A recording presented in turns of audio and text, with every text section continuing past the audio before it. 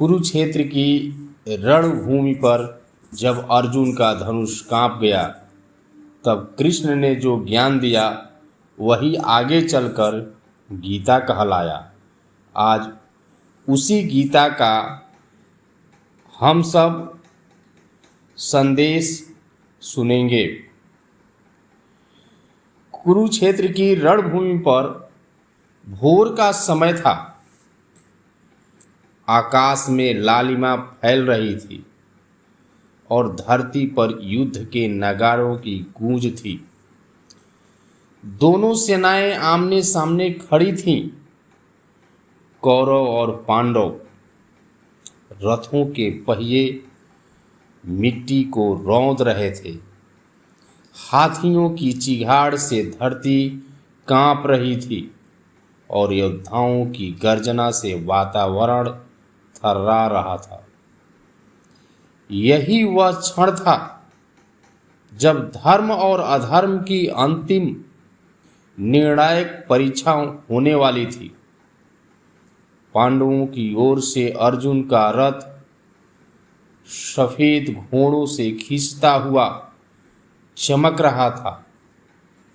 उस रथ का सारथी और कोई नहीं बल्कि स्वयं भगवान श्री कृष्ण थे। अर्जुन ने कवच धारण किया, धनुष गांडीव उठाया और संकल्प किया कि धर्म की रक्षा के लिए वह यह युद्ध लड़ेगा। परंतु जैसे ही उसने अपने रथ को दोनों सेनाओं के बीच खड़ा कराया और दृष्टि सामने गई, उसका हृदय डगमगा उठा। उसने देखा पितामह भीष्म खड़े हैं, गुरु द्रोणाचार्य खड़े हैं, अपने ही भाई बांधव, चाचा भतीजे और मित्र सामने खड़े हैं।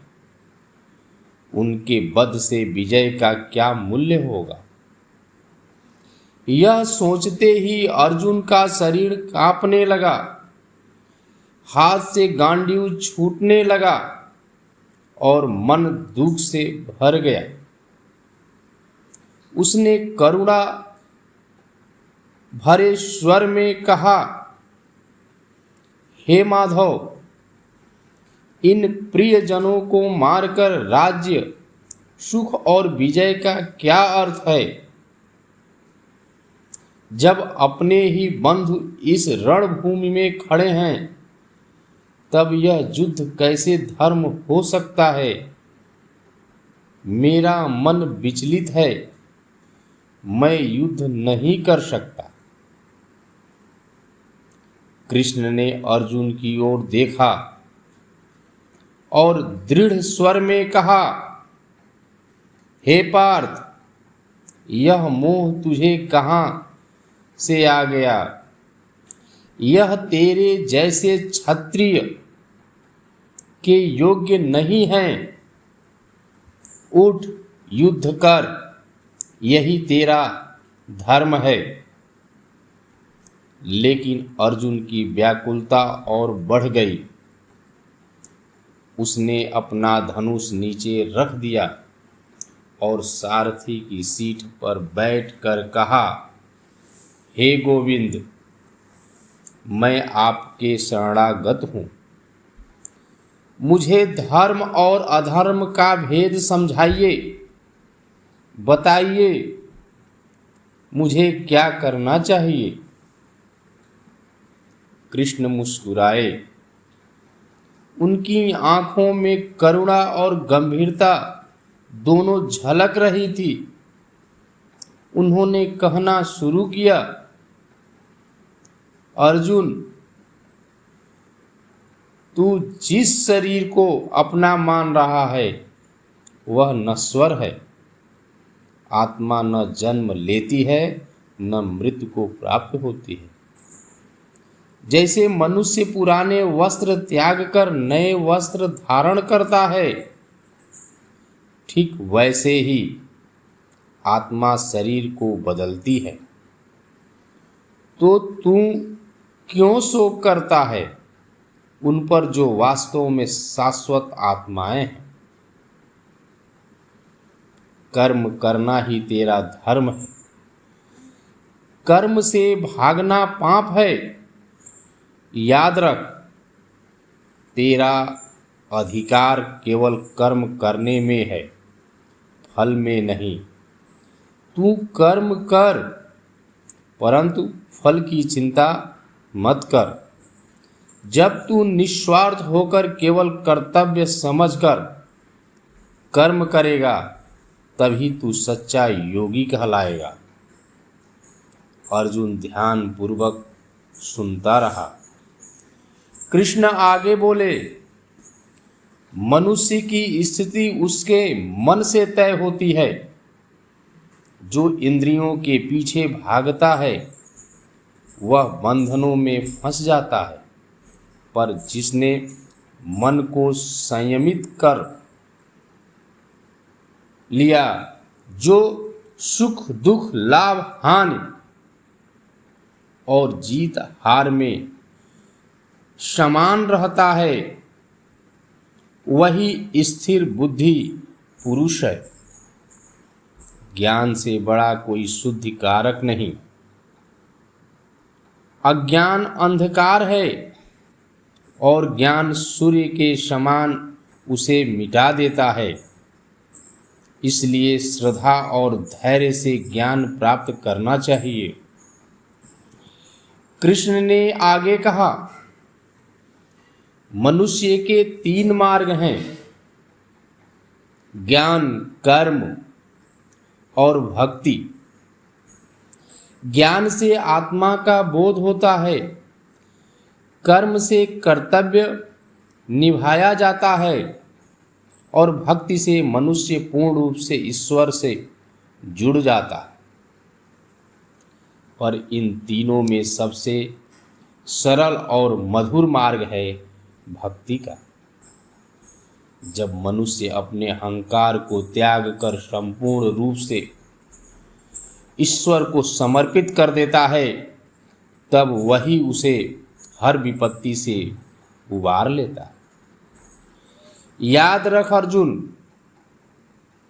मैं ही सृष्टि का कारण हूँ, मैं ही पालक हूँ और अंत में सब मुझ में ही लीन हो जाते। जो मुझे एकाग्र चित्त से भजते हैं वे कभी मुझसे दूर नहीं होते। इन वचनों से अर्जुन का शोक कम होने लगा, लेकिन उसके भीतर जिज्ञासा जागी, यदि आप ही परम सत्य हैं तो मुझे प्रत्यक्ष दिखाइए। अपने उस विराट स्वरूप का दर्शन कराइए। कृष्ण मुस्कुराए और बोले, यह सामान्य नेत्रों से नहीं देखा जा सकता। मैं तुझे दिव्य दृष्टि देता हूँ, जिससे तू मेरे विराट रूप का साक्षात्कार कर सके। क्षण भर में अर्जुन के नेत्रों में दिव्यता आ गई और सामने श्री कृष्ण का रूप बदलने लगा। उनके शरीर से अनगिनत तेज पुंज निकलने लगे। उनका मुख सहस्र सूर्य के समान चमक उठा। असंख्य मुख, असंख्य भुजाएं, अनगिनत नेत्र, हर दिशा में वही विराट रूप व्याप्त हो गया। उसमें संपूर्ण देवता, ऋषि, लोक और ब्रह्मांड समाहित थे। अर्जुन ने विस्मय से देखा। भीम, द्रोण, कर्ण और असंख्य योद्धा उस विराट मुख में प्रवेश कर रहे हैं, मानो समय स्वयं उन्हें निगल रहा है। वह दृश्य भयावह और अद्भुत दोनों था। कांपते हुए अर्जुन ने हाथ जोड़कर कहा, हे देवेश, यह रूप तो मेरे लिए असहनीय है। कृपा कर पुनः अपने उस स्नेहमय रूप में आ जाइए जिससे मैं आपको अपना सखा और सारथी मानता। कृष्ण ने करुणा से मुस्कुराते हुए अपना विराट रूप समेट लिया और वही मोहक श्यामल रूप धारण कर लिया। उन्होंने कहा, यह दर्शन अत्यंत दुर्लभ है। देवता भी इसके लिए तरसते हैं, परंतु मैंने यह तुझे दिखाया ताकि तेरा मोह नष्ट हो और तू अपने धर्म का पालन कर सके। अब अर्जुन का मोह पूरी तरह मिट चुका था। उसका हृदय श्रद्धा और साहस से भर गया। फिर भी कृष्ण ने उसे अंतिम उपदेश दिया, हे अर्जुन, यह शरीर नश्वर है पर आत्मा शाश्वत है। हर प्राणी अपने कर्म का फल भोगता है, इसलिए अपने धर्म का पालन करना ही सबसे बड़ा कर्तव्य है। जो मनुष्य अपने अहंकार त्याग कर केवल कर्तव्य की भावना से कर्म करता है, वही मुझे प्रिय है।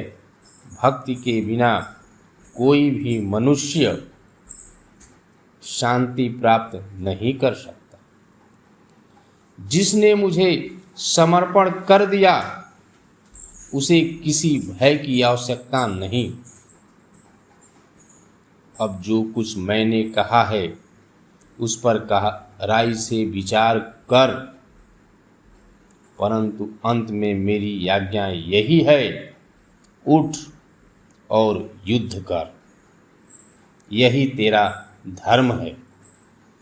अर्जुन ने दृढ़ स्वर में उत्तर दिया, हे मधुसूदन, अब मेरा मोह नष्ट हो गया है। आपकी कृपा से मैंने सत्य को जान लिया है। मैं आपके आदेश का पालन करूंगा। अब मैं युद्ध के लिए तैयार हूं।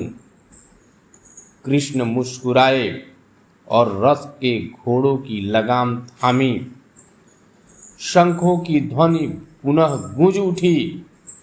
पांडवों की सेना में हर्ष की लहर दौड़ गई।